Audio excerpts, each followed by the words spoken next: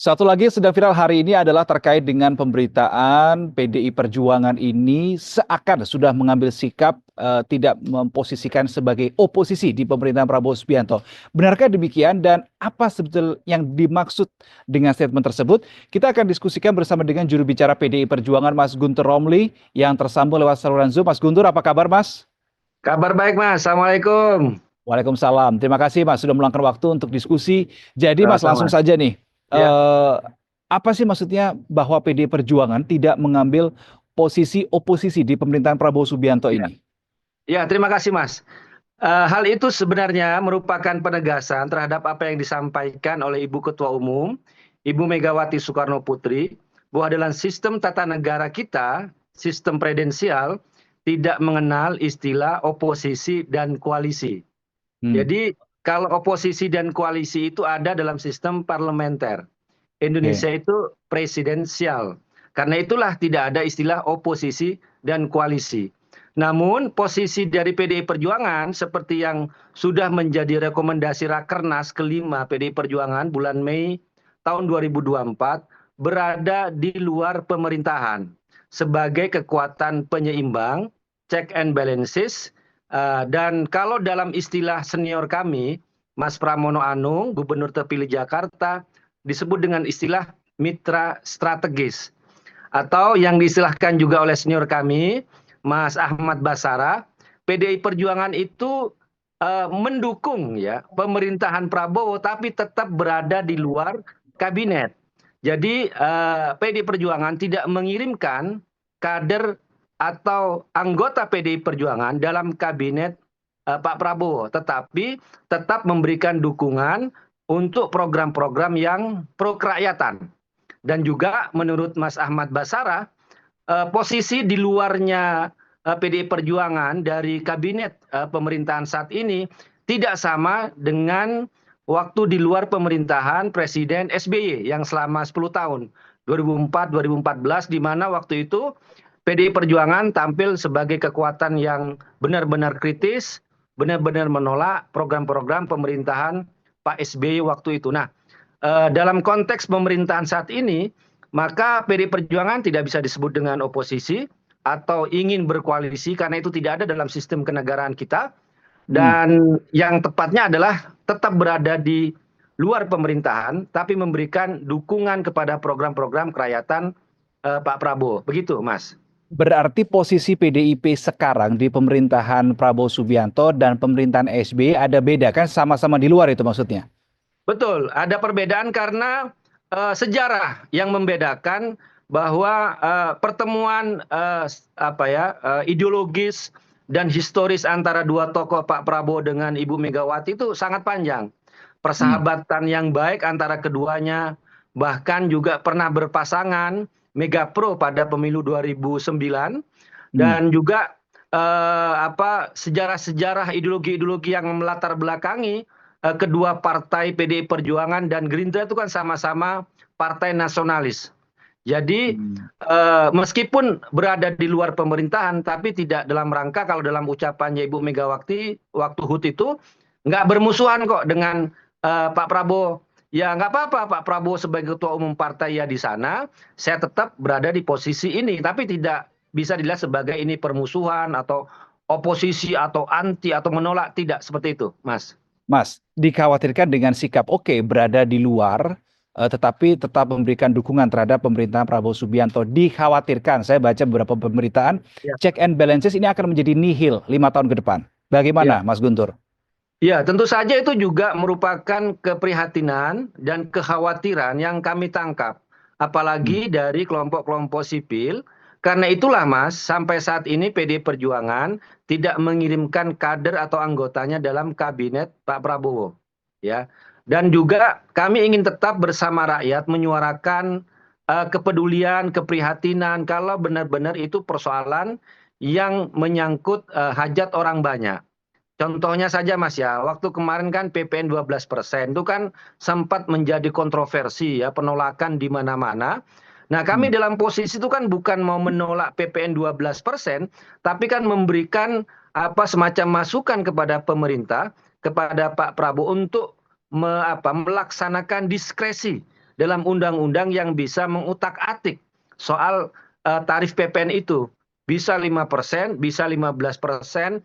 Karena kami tidak ingin bahwa pemerintahan Pak Prabowo ini, ya karena undang-undang itu sudah ditetapkan oleh pemerintahan sebelumnya, menjadi bulan-bulanan di publik, ya, menjadi serangan yang tidak produktif terhadap pemerintah saat ini. Karena itu suara yang disampaikan misalnya oleh Mbak Rieke Diah Pitaloka waktu di DPR, atau yang disampaikan oleh Ketua DPR waktu itu, saat itu maksudnya, Ibu Puan Maharani, adalah mengajak pemerintah benar-benar memperhatikan suara-suara dari masyarakat terkait PPN 12%. Dan kita tahu, alhamdulillah, kita bersyukur, kita berterima kasih, Pak Prabowo melakukan diskresi yang beliau dapat dari undang-undang untuk meninjau ulang pengetatan kenaikan PPN 12%, dan itulah yang sekarang diterima oleh masyarakat. Nah, ini kan contoh bagaimana PDI Perjuangan juga ikut menyuarakan keprihatinan yang ada di masyarakat, tapi tidak dalam arti menolak secara ekstrim atau ikut menyerang atau ikut menunggangi arus, tidak, Mas. Tapi dalam arti benar-benar ingin pemerintahan Pak Prabowo ini sukses itu. Karena bagaimanapun meskipun kami berbeda pilihan dengan Pak Prabowo waktu Pilpres 2024, tapi kalau sudah beliau menjadi presiden, ya, yang juga harus memperhatikan masyarakat Indonesia, maka PDI Perjuangan akan memberikan dukungan pada program-program yang benar-benar berpihak kepada rakyat kecil atau wong cilik dalam istilah kami. Gitu, Mas. Oke, dinamika sebelum Pilpres, pada saat Pilpres, bahkan pasca Pilpres di MK, kita tahu, kita dengar sendiri dan saya mengikuti betapa panasnya, betapa tajam segala statement-statement yang diberikan oleh elit-elit PDI Perjuangan. Ketika memang hari ini PDI Perjuangan mengirimkan sinyal kuat bahwa oke, berada di luar pemerintahan Prabowo, tetapi kami mendukung, begitu statementnya. Apakah ini artinya PDI Perjuangan sudah berdamai dalam tanda kutip dengan semua situasi 2023 akhir sampai dengan pertengahan 2024 kemarin?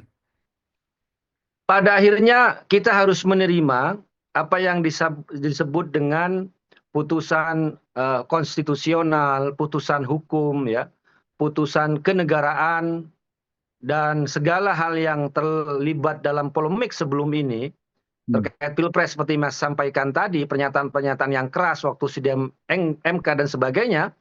Meskipun juga sampai sekarang Ibu Megawati Soekarno Putri juga masih berbicara soal kecurangan, soal pelanggaran, tapi itu kan tujuannya benar-benar untuk mengingatkan kita agar tidak jatuh kepada kesalahan dan pelanggaran yang sama.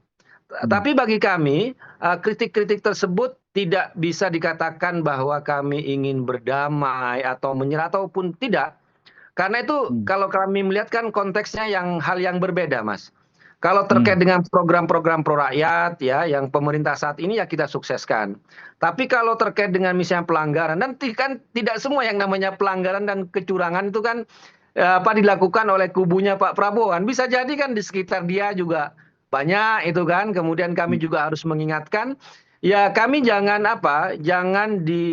salah artikan bahwa ketika kami melakukan kritik atau masukan itu ingin menyerang Pak Prabowo, tidak. Tapi kami ya benar-benar ingin menyuarakan apa yang sudah menjadi keprihatinan masyarakat, ya. Ya, saat ini kan kita melihat kondisi ekonomi kita yang tidak sedang baik-baik saja, apalagi secara geopolitik juga ada tantangan besar, ya, terhadap pemerintahan Pak Prabowo. Dan jangan lupa, Mas, bagaimanapun, ya, meskipun PDI Perjuangan berada di luar pemerintahan Pak Prabowo, tapi kan parlemen, DPR kan ketuanya masih kader PDI Perjuangan. Ketua Banggarnya juga kader PDI Perjuangan, Pak Said, ya, Pak Said Abdullah untuk Ketua Banggar PDI Perjuangan.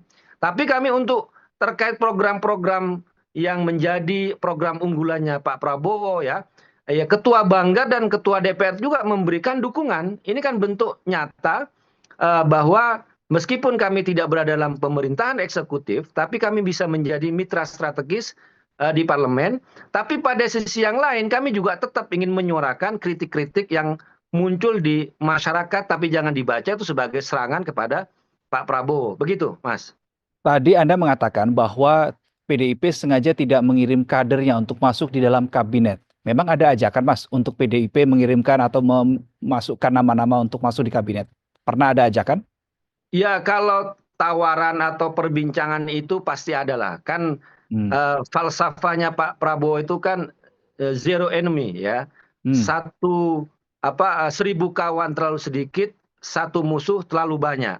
Hmm. Makanya kan beliau memang ingin merangkul ya semua pihak untuk masuk dalam pemerintahan, dalam kabinet beliau. Tetapi yang menjadi dasar dari PDI Perjuangan, termasuk juga Ibu Megawati Soekarno Putri, bagaimanapun Pilpres 2024 itu kan telah membuat sejarah, ada perbedaan politik antara Ibu Megawati dengan Pak Prabowo Subianto. Hmm. Dan Ibu Megawati adalah orang yang konsisten bahwa beliau sangat menghormati pilihan-pilihan rakyat, termasuk juga pemilih Ganjar Mahfud saat itu dan juga program-program unggulan Ganjar Mahfud saat itu. Karena itu beliau tidak serta-merta ya mau masuk dalam pemerintahan atau kekuasaan yang tidak berasal dari kerja keras kader PDI Perjuangan sendiri. Jadi prinsip ini Mas, prinsip bahwa kita harus berdiri atas kaki sendiri, kemudian hasil dari keringat kerja sendiri, dari perjuangan sendiri, itu adalah karakter PDI Perjuangan, karakter yang partai yang benar-benar berjuang, ya, menawarkan program, menampilkan kader-kader yang potensial, yang sangat bagus, ya, diserahkan kepada masyarakat. Ya, kalau masyarakat terima, alhamdulillah. Kalau nggak terima, ya berarti kami harus kembali meyakinkan rakyat terkait dengan program-program apa yang akan disampaikan oleh PDI Perjuangan. Jadi dalam posisi itulah Ibu Megawati Soekarno Putri memilih untuk berada di luar pemerintahan, tapi ya bukan ingin tengkar atau bermusuhan dengan Pak Prabowo, Hmm. enggak. Kita boleh punya agenda yang sama, yaitu mensejahterakan rakyat Indonesia, tapi pilihan posisi kita kan bisa berbeda. Bisa berbeda, Ya. dan berbeda itu kan bukan untuk bermusuhan, tapi untuk saling melengkapi. Begitu, Mas. Saya jadi ingat kemarin pada saat HUT PDI Perjuangan ada ucapan terima kasih dari Ketum PDI Perjuangan Bu Mega terhadap Ya. Pak Prabowo Subianto sebagai presiden. Apakah ini sebetulnya sinyal yang kemudian sengaja dilempar bahwa ini PDI Perjuangan di luar tetapi tetap berkawan dengan Pak Prabowo? Ya, kalau sejarah persahabatan, perkawanan antara Ibu Megawati dengan Pak Prabowo Subianto itu kan tidak lekang oleh waktu dan tempat, Mas. Itu Hmm. kita bisa merunut sangat jauh dan sangat panjang ya persahabatan itu. Tetapi kan saya sampaikan tadi ada sejarah lah yang harus membedakan soal pilihan politik Pilpres pada tahun 2024. Nah, kalau Hmm. dalam konteks terima kasih Ibu Megawati Soekarno Putri kepada Presiden Prabowo, itu konteksnya adalah karena Presiden Prabowo sejak masih menjadi presiden terpilih, waktu itu masih menjadi Menteri Pertahanan, Hmm. kemudian sekarang adalah Presiden Republik Indonesia, telah serius dan sungguh-sungguh menindaklanjuti keputusan MPR ya Hmm. yang mencabut TAP MPRS nomor 33 tahun 1967 yang isinya adalah tuduhan yang sangat kejam kepada Bung Karno, disebut Hmm. dengan pengkhianatan dan keterlibatan dengan G30 SPKI. Hmm. Bagaimana mungkin, kata Bu Mega, Bung Karno yang menyerahkan seluruh jiwa dan raganya untuk Republik ini tiba-tiba di akhir penghujung pemerintahannya dituduh sebagai pengkhianat. Dan itu Mas, dari tahun 1967 baru dicabut tahun 2024. Lebih dari Hmm. seabad. Kemudian juga keterlibatan dengan G30 SPKI yang merupakan tuduhan yang sangat kejam. Karena Bung Karno itu tidak menyetujui komunisme dan Hmm. tidak cocok di Indonesia. Bahkan beliau memberikan ideologi alternatif, yaitu Marhainisme, bukan komunisme. Karena kata Bung Karno, komunisme itu tidak cocok di Indonesia karena dia itu lahir dari konteks sejarah yang berbeda. Dari Oke. Inggris yang perburuhan, kemudian juga dari Uni Soviet ya, di mana di situ buruh yang tidak punya akses hak milik terhadap alat produksi, ataupun juga petani di Uni Soviet yang tidak memiliki hak sawah. Tapi kalau di Indonesia yang ceritanya dari Marhaen ya, dari petani di Jawa Barat, ketika beliau tanya siapa yang punya sawah milik saya, siapa yang punya bajak milik saya. Tapi semua pemilikan sawah dan alat produksi ini tidak mencukupi untuk mesejahterakan hidupnya. Karena apa? Karena Oke. sistem politik ekonomi yang menindas, yaitu melalui penjajahan. Maka karena itu Bung Karno melahirkan ideologi marhainisme sebagai alternatif terhadap ideologi komunisme dan kapitalisme. Loh, kok tiba-tiba Bung Karno terlibat dengan komunisme? Ini kan tuduhan yang Ya, sangat kejam. Nah, kemudian untuk menindaklanjuti pencabutan TAP MPRS nomor 33 tahun 1967 itu ada yang namanya pelurusan sejarah. Ada yang namanya pemulihan hak-hak dan kehormatan Bung Karno sebagai Presiden Republik Indonesia pertama. Makanya oke. waktu itu gurauannya Bu Mega waktu pas di HUT, emang Hmm, bapakku tuh masih dapat pensiun nggak sih? Ini kan soal soal ini ya apa hak ya kan karena semua ya. mantan presiden kan dapat kok Bung Karno karena posisinya seperti itu kok seperti tidak Hmm. mendapatkan hak-haknya. Nah, penelusuran sejarah mengembalikan kehormatan Bung Karno itu akan menjadi program pemerintahnya Pak Prabowo Subianto karena itulah Ibu Mega mengucapkan terima kasih dengan penuh haru kepada rakyat Indonesia, kepada pimpinan MPR saat itu dan kepada Presiden Prabowo Subianto. Konteksnya itu, Mas. Oke, Mas Guntur, terakhir. Jadi, Ya, setelah sempat ada isu beberapa waktu lalu akan ada pertemuan Bu Mega dan Pak Prabowo, tetapi ternyata pertemuan itu tidak jadi. Nah, ya, sekarang ya. kira-kira akan terjadi tidak pertemuan Bu Mega dan Pak Prabowo itu? Katanya kan sudah ada utusan Pertemuan juga tuh katanya. Ya, pertemuan Pak Prabowo dengan Ibu Megawati Soekarno Putri sebenarnya sudah bertemu dalam tataran ideologis dan historis, Mas. Yang kita tunggu kan memang pertemuan fisik Secara ya. fisik ya. Ya, yang disebut apa sering disebut diplomasi nasi goreng gitu kan. Karena katanya Pak Prabowo tuh sangat menyukai nasi goreng buatan Ya, Ibu Megawati Soekarno Putri. Nah, tentu saja rencana ini, Mas, kalau saya mendengar dari senior-senior kami di partai, ya tinggal menunggu waktu, menunggu tempat yang cocok karena ya bagaimanapun kita kan harus mengetahui dan mengerti posisi Presiden Prabowo saat ini yang benar-benar concern ya, fokus kepada program-program pemerintah untuk berpihak kepada rakyat. Tetapi yang bisa kami sampaikan dalam kongres yang akan datang pada tahun ini dalam waktu yang dekat, tapi untuk tanggal dan bulan masih belum tentukan, mungkin nanti setelah Lebaran, setelah Idul Fitri, Pak Prabowo sebagai Presiden, sebagai Ketua Umum Partai Gerakan Indonesia Raya Gerindra akan diundang dalam Kongres PDI Perjuangan yang ke-6, Mas. oke. Dan undangan itu sudah ini ya, sudah dipastikan akan dikirim ke Pak Prabowo. Ya, pasti. Semoga sebelum itu ada pertemuan, jadi undangan itu bisa disampaikan langsung ke Pak Prabowo. Oke, kita nantikan Gitu. kehadiran Pak Ya, Prabowo baik. Subianto sebagai seorang Ya, presiden di Kongres PDI Perjuangan. Terima kasih, Mas Guntur Romli, juru bicara PDI Perjuangan sudah terima kasih, berbagi Mas. informasi dan Terima cerita kasih. di kesempatan kali ini. Terima kasih, Mas. Terima Selamat kasih. siang. Terima kasih. Terima kasih. Dan saudara, itu tadi adalah diskusi saya, wawancara saya bersama dengan juru bicara PDI Perjuangan Guntur Romli terkait dengan sikap PDI Perjuangan terkini di pemerintahan Prabowo Subianto berada di luar pemerintahan, tetapi bukan yang sifatnya membenci atau mengajak bertengkar. Tetap memberikan check and balances, tapi kalau memang spirit yang sama untuk kerakyatan, itu tetap akan didukung oleh PDI Perjuangan. Betul. Itulah yang disampaikan oleh Mas Guntur. Bagaimana pendapat Anda, saudara? Saya tunggu di kolom komentar. Salam SCTV.